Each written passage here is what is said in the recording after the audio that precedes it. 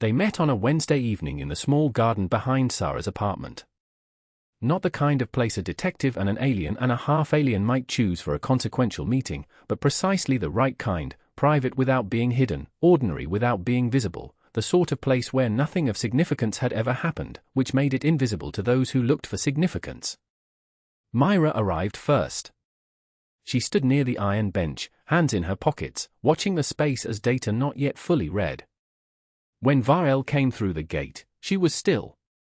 When Sara appeared with 3 cups of coffee that 2 of them would not drink, Mira watched the quality of the space between them and knew, immediately, without needing to name it, that whatever she had been investigating was standing in front of her. No one spoke. The rain that had threatened all afternoon held off, as if the weather understood the occasion.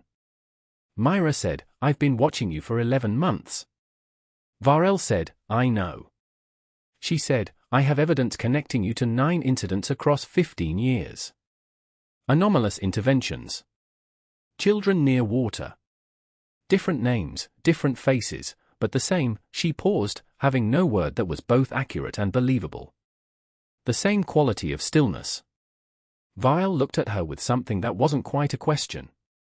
The look of someone who has decided to stop performing and hasn't yet begun to simply be. He said, "What do you want to know?" She said, "Everything." He told her, not all at once, not the full 2 centuries. He told her the parts that had a shape she could hold in one evening. The rules. The purpose. The act by the river. The fracture. The fact that he was being watched as carefully as he had watched humanity, and that those watchers were running out of patience. She listened without writing anything down. For Mira Santos, this was an extraordinary act of discipline. She believed facts held on paper had a different existence than facts held only in memory.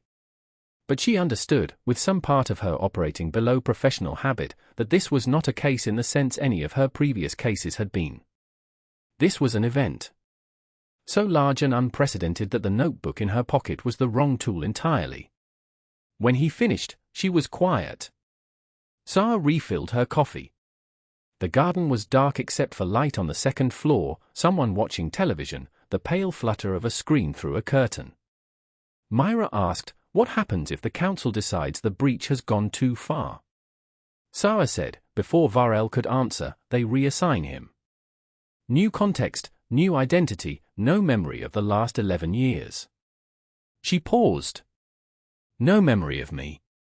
Mira looked at Vael. She said, "That's not going to happen. Not an offer. Not a promise." The particular statement she had learned, across 12 years, to make only when absolutely certain, not when she knew the outcome, but when she had decided on the direction she was willing to travel regardless. She said, "I'll help you.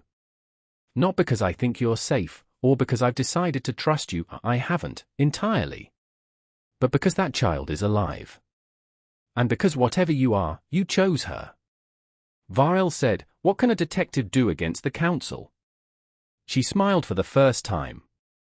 The smile of someone underestimated enough times to find it useful. She said, "I can make the evidence public before they contain it. Build a record so solid and widely distributed that removing one man doesn't remove the record." She looked at him steadily.